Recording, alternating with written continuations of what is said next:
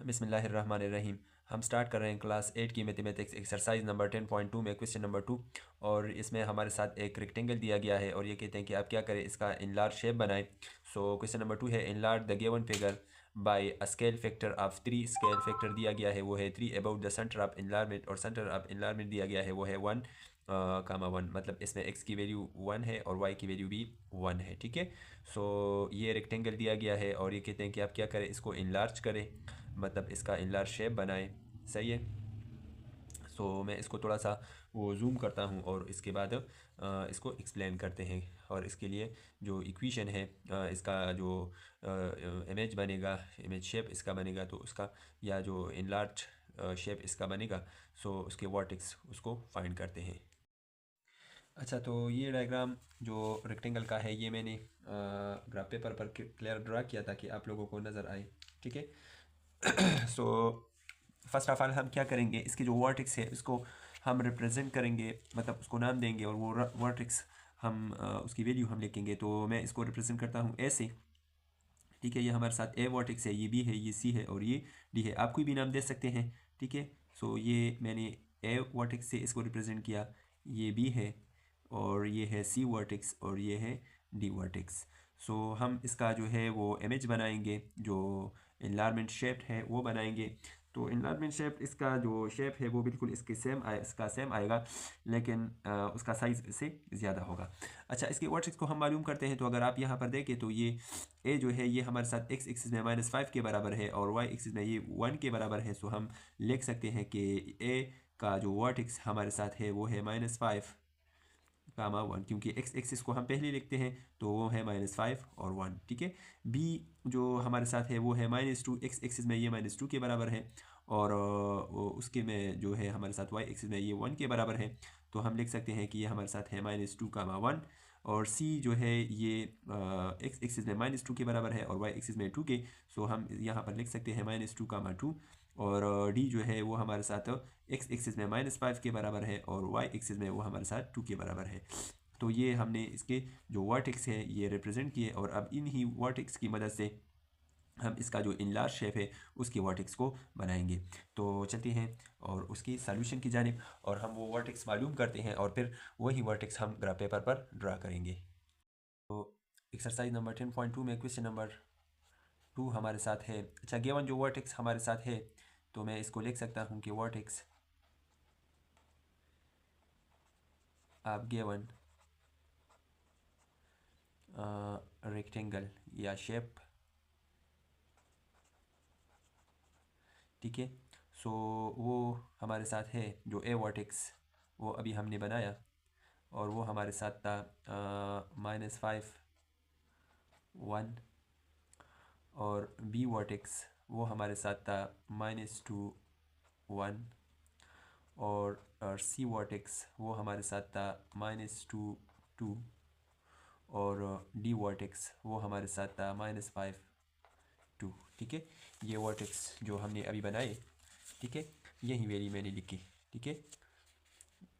ए हमारे साथ है -5 1, बी है -2 1, सी है -2 2 और डी है -5 2। ठीक है। सो इन ही वर्टेक्स की मदद से अब हम इनलार्ज जो शेप है उनके वर्टेक्स को हम फाइंड करेंगे। अच्छा, सेंटर ऑफ इनलार्जमेंट ये दिया गया है क्वेश्चन में। So centre of enlargement, centre of enlargement वो हमारे साथ है, उसको हम सी से रिप्रेजेंट करते हैं और वो हमारे साथ है 1 कामा 1। और सेंटर ऑफ इनलार्जमेंट को अगर हम मालूम करना चाहें तो ये हमारे साथ है 1 1। तो हम यहाँ पर देखेंगे ये x की वैल्यू b1 है और y की वैल्यू b1 है। ठीक है। सो यहाँ पर आप अगर आप देखें तो x की वैल्यू ये हमारे साथ है +1 और ये है y की वैल्यू +1। तो ये तकरीबन इस पॉइंट पर आता है। ठीक है। जो c हमारे साथ है ये इस पॉइंट पर आता है 1 कामा 1। तो ये हमारे साथ सेंटर ऑफ इनलार्जमेंट है। ये इसका सेंटर है, ये इनलार्ज शेप का, और ये जो रियल शेप है इन दोनों का ये सेंटर ऑफ इनलार्जमेंट है। ठीक है। सो ये हमारे साथ है 1 1। अच्छा, इसके अलावा जो स्केल फैक्टर दिया गया है, स्केल फैक्टर, ठीक है, सो वो हमारे साथ है 3। तो चलते हैं क्वेश्चन की सॉल्यूशन की जानिब। फर्स्ट ऑफ ऑल पर हम जो ए डैश है उसको मालूम करेंगे। सो उसके लिए पहले हम डिस्टेंस आप सी फ्राम जो सेंटर आप इनलार्मेंट है उसका डिस्टेंस ए से वो मालूम करेंगे, ठीक है। सो डिस्टेंस आप, मैं सेंटर ऑफ इनलार्मेंट को जस्ट सी से रिप्रेजेंट करता हूँ। So distance of centre of enlargement from A, ठीक है। फर्स्ट ऑफ ऑल मैं ए से इसको फाइंड करता हूँ, और ए जो हमारे साथ है एक्स, इसकी वैल्यू -5 है, तो -5 से इस एक्स को माइनस करेंगे 1 को, और वाई की वैल्यू जो 1 है इससे इस वाई को माइनस करेंगे, ठीक है। सो -5 -1 और -1 ये +1 है, -1, ठीक है। सो अगर -5 और -1 तो इससे आएगा -6, ये दोनों ऐड होंगे, और -1 से अगर -1 को माइनस करें तो इससे 0 आता है, ठीक है। अच्छा अच्छा, as we know that a scale factor दिया गया है, स्केल फैक्टर हमारे साथ है 3। सो हम 3 को मल्टीप्लाई करेंगे इसके साथ x और y के साथ। सो ये हमारे साथ जो है ए डैश की वैल्यू आएगी। सो हम क्या करेंगे, 3 को इसके साथ मल्टीप्लाई करेंगे। सो डिस्टेंस, ये बात याद रखिए, मैंने पिछले क्वेश्चन में भी आप लोगों को बताया था कि हम जो डिस्टेंस वो मालूम करेंगे वो सेंटर ऑफ इनलार्मेंट से हम काउंट करेंगे, ठीक है। सो डिस्टेंस आप सी फ्रॉम ए डैश, ठीक है। सो उसके लिए हम क्या करेंगे, -6 × 3 और 0 × 3। सो अगर इन दोनों को हम मल्टीप्लाई करें तो इससे आएगा -18, और 0 × 3 = 0। तो ये जो वैल्यू हमारे साथ आई ये एडिश की है, ठीक है। जो इनलार्ज शेप है इसका एक वर्टेक्स हमने मालूम किया, और वो हमारे साथ है -18 और 0, मतलब इसमें x की वैल्यू -18 है और y की वैल्यू वो हमारे साथ है 0। अच्छा, इसके बाद हम अब b वर्टेक्स को मालूम करेंगे बिल्कुल सेम मेथड से, ठीक है। सो हम लिखेंगे कि डिस्टेंस आप c फ्रॉम b, और b हमारे साथ है -2, इसकी x की वैल्यू -2 -1 कामा 1 -1 सॉरी। सो -2 -1 इससे आएगा -3, और y की वैल्यू इससे आएगी 0, ठीक है। अब as we know that scale factor हमारे साथ है 3, so as scale factor = 3, so हम मल्टीप्लाई करेंगे 3 को इसके साथ, सो वो डिस्टेंस आएगा, ठीक है। सो डिस्टेंस आप सी, ठीक है, आप सी फ्रॉम बी डैश से जो है सेंटर ऑफ इनलार्मेंट का डिस्टेंस, सो -3 × 3 और 0 × 3। सो -3 इससे आएगा -9, और इससे आएगा 0। तो ये हमारे साथ जो है बी डैश वर्टेक्स ये भी मालूम हुई, और वो हमारे साथ है -9 और 0। अच्छा, इसके बाद हम जो है वो सी को मालूम करेंगे। अच्छा, तो बिल्कुल सेम हम डिस्टेंस आप सेंटर ऑफ इनलार्मेंट जो कि सी है फ्रॉम सी, ठीक है, जो सी वर्टेक्स है इससे इसका वो मालूम करेंगे। तो सी जो हमारे साथ है वो है -2, इसका x एक्सिस वो है -2। सो -2 से हम 1 को माइनस करेंगे, और इसका जो y एक्सिस है वो है 2। सो 2 से माइनस करेंगे 1 को जो इसका y एक्सिस है, ठीक है। सो -2 इससे आएगा -3, और इसका y एक्सिस आएगा 1, ठीक है। सो -3 कामा 1। अच्छा, अब हम क्या करेंगे, स्केल फैक्टर हमारे साथ है 3, सो एज स्केल फैक्टर हमारे साथ है वो है 3। सो हम 3 को इसके साथ मल्टीप्लाई करेंगे, तो डिस्टेंस हमारे साथ आएगा, डिस्टेंस आप centre of enlargement from C dash, और वो हमारे साथ है -3 × 3 और 1 × 3। सो सी डैश का जो हमारे साथ आएगा वो है -9, इसका x एक्सिस, और y एक्सिस वो हमारे साथ है 3। तो ये हमारे साथ आया इसका जो है सी डैश वर्टेक्स, ठीक है, इन लार्ज शेप का। अच्छा, इसके बाद जो हम लास्ट d को मालूम करेंगे, तो हम लिख सकते हैं कि distance of C from D, ठीक है। और वो डी वर्टेक्स हमारे साथ है -5 -1 और इसका वाई एक्सिस है 2 -1। सो इससे आएगा -6 और 1। और बिल्कुल सेम स्केल फैक्टर को हम मल्टीप्लाई करेंगे is scale factor is equal to 3। So distance of C centre of enlargement from D dash, और वो हमारे साथ आएगा -6 मल्टीप्लाई 3 और 1 मल्टीप्लाई 3। सो इसको हम मल्टीप्लाई करेंगे, सो इससे आएगा -18 और 3। सो ये हमारे साथ जो है इन लार्ज शेप की वर्टेक्स आई। और अब हम इसी वर्टेक्स को जो है वो ड्रा करेंगे ग्राफ पेपर पर। सो इससे हमारे साथ इन लार्ज शेप आ जाएगा, ठीक है। सो इन्हीं जो वर्टेक्स है, इसी वर्टेक्स की मदद से हम इन लार्ज शेप को ड्रा करेंगे।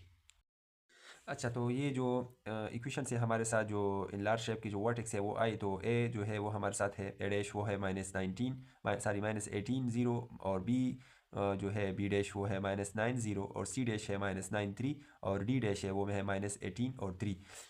तो ये वाला जो डिस्टेंस है इसको हम काउंट करेंगे, जो हमारे साथ सेंटर ऑफ इनलार्मेंट है इससे हम इसको काउंट करेंगे। तो फर्स्ट ऑफ ऑल हम एडेश को काउंट करते हैं, वो हमारे साथ एक्स की वैल्यू है -18, ठीक है। सो ये हमारे साथ, ठीक है, 1 के बराबर है, ठीक है, सेंटर ऑफ इनलार्मेंट। तो इससे हम 18 यूनिट लेफ्ट साइड पर जाएंगे, क्योंकि ये माइनस में है तो हम लेफ्ट साइड पर जाएंगे, तो -18 तक हम काउंट करेंगे, ठीक है। ये है 1। सो 1 2 3 4 5 6 7 8 9 10 11 12 13 14 15 16 17 18। तो ये आएगा -17 तक, क्योंकि ये +1 से शुरू हुआ है, ठीक है।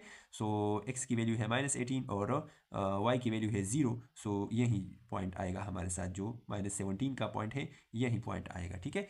इसके बाद हम b डैश वो मालूम करेंगे। तो x की वैल्यू हमारे साथ है -9। सो हम 9 यूनिट लेफ्ट को जाएंगे और सेंटर ऑफ इनलार्मेंट से हम काउंट करेंगे -9, ठीक है। सो ये हमारे साथ है 1, ठीक है। हम यहाँ से स्टार्ट करेंगे, तो 1 2 3 4 5 6 7 8 और 9, तो ये -8 तक आएगा, ठीक है। सो ये वाला पॉइंट आएगा, -8 वाला पॉइंट, ठीक है। इसके बाद सी डैश, तो वो हमारे साथ है -9, एक्स एक्सिस -9 है तो ये यही, और वाई की वैल्यू वो है 3। सो हम इस पॉइंट से स्टार्ट करेंगे, ठीक है, 1 से स्टार्ट करेंगे, क्योंकि वाई एक्सिस में सेंटर ऑफ इनलार्मेंट ये हमारे साथ है 1। सो हम इसी 3 पॉइंट काउंट करेंगे, सो 1 2 3, तो ये 4 के बराबर आएगा। तो मतलब 4 और 8 जहाँ जिस पॉइंट पर इकट्ठे होते हैं, सो वही पॉइंट या वही वर्टेक्स हमारे साथ आएगा। तो ये तकरीबन आ रहा है 8, ठीक है, ये 8 है और ये 4 है, तो ये वाला पॉइंट आ रहा है, ठीक है। उम्मीद है आप लोगों को नज़र आ रहा होगा। सो ये 8, ठीक है, और ये है 4 वाला पॉइंट। सो ये वाला पॉइंट जो हमारे साथ है ये है सी डैश का, और इसकी वैल्यू हमारे साथ है -9 और 3, ठीक है, इससे। अच्छा, इसके बाद जो डी हमारे साथ है, सो वो है -18। सो ये तो ऑलरेडी -17 तक -18 यूनिट आते हैं, और 3 है, ठीक है। सो वो भी हम यहाँ से ही काउंट करेंगे, 1 से काउंट करेंगे, तो वो बिल्कुल 4 के सामने आ रहा है, मतलब ये पॉइंट तकरीबन आएगा, ठीक है। ये वाला पॉइंट सही है, ये वाला पॉइंट, ये हमारे साथ है डी डैश, ये है डी डैश, और ये हमारे साथ है ए डैश, ठीक है, ये वाला पॉइंट, और ये वाला पॉइंट हमारे साथ है बी डैश, ठीक है। सो हम इनको ज्वाइन करेंगे, सो इससे हमारे साथ जो है वो इन लार्ज शेप बन जाएगा। तो with the help of put हम इसको ज्वाइन करते हैं, ठीक है। डी को आप मिलाइए इसके साथ, और इसको आप मिलाइए इसके साथ, ठीक है, इन दोनों को आपस में मिलाए, और इसको आप मिलाइए। अच्छा, इसको आप ज्वाइन करें इसके साथ, सही है, और इसको आप ज्वाइन करें इसके साथ। तो ये हमारे साथ एक रेक्टेंगल बन गया, जो शेप में बिल्कुल हमारे साथ जो रियल रेक्टेंगल था उसकी जैसा है, लेकिन साइज़ में ये उससे ज़्यादा है, ठीक है। और आप इसको अगर ज्वाइन करना चाहें तो मैं थोड़ा सा वो मार्कर चेंज करता हूँ सेंटर ऑफ इनलार्जमेंट के साथ, ठीक है। सो ये हमारे साथ है बी, इसको आप ज्वाइन करें बी के साथ तो ये बिल्कुल सेम लाइन पे आएंगे, ठीक है। आप इसको बी के साथ ज्वाइन करें और इसी तरह से ए को आप ज्वाइन करें सेंटर ऑफ इनलार्जमेंट के साथ तो ये भी बिल्कुल सेम लाइन पे आते हैं, ठीक है। इसको आप ज्वाइन करें ए को और ए डैश को आप सेंटर ऑफ इनलार्जमेंट के साथ, और इसी तरह से आप सी को भी ज्वाइन कर सकते हैं सेंटर ऑफ इनलार्जमेंट के साथ। तो इससे प्रूफ होता है कि हमारा जो डायग्राम है वो बिल्कुल सही बन गया है, ठीक है। और इसी तरह से डी को आप ज्वाइन करें सेंटर ऑफ इनलार्जमेंट के साथ, तो ये तीनों जब बिल्कुल स्ट्रेट लाइन पर वाक़या हो तो आप समझे कि आपका डायग्राम बिल्कुल सही है, ठीक है। सो ये तमाम जो है सेंटर ऑफ इनलार्जमेंट के साथ बिल्कुल स्ट्रेट लाइन में आ रहे हैं। उम्मीद है आप लोगों को इस क्वेश्चन का भी समझ आ गया होगा जो कि रेक्टेंगल का इनलार्जमेंट के हवाले से था। और इसके बाद जो इस एक्सरसाइज का लास्ट क्वेश्चन है, क्वेश्चन नंबर 3, हम उसको सॉल्व करेंगे। तो उसको हम अलग से वीडियो में सॉल्व करेंगे क्योंकि फिर वीडियो हमारे साथ लंबी हो जाएगी। उसका लिंक आपको डिस्क्रिप्शन में मिल जाएगा। फिर भी अगर कोई मसला हो, किसी क्वेश्चन की समझ ना आई हो तो आप कमेंट बॉक्स में ज़रूर अपने राय से हमें आगाह करें, हम आप लोगों का वो मसला सॉल्व करेंगे। सो मिलते हैं एक नई वीडियो में, तब तक के लिए अल्लाह हाफ़िज़। और अगर आप लोग हमारे चैनल पर नए आए हो तो हमारे चैनल को लाजमी सब्सक्राइब करें। शुक्रिया।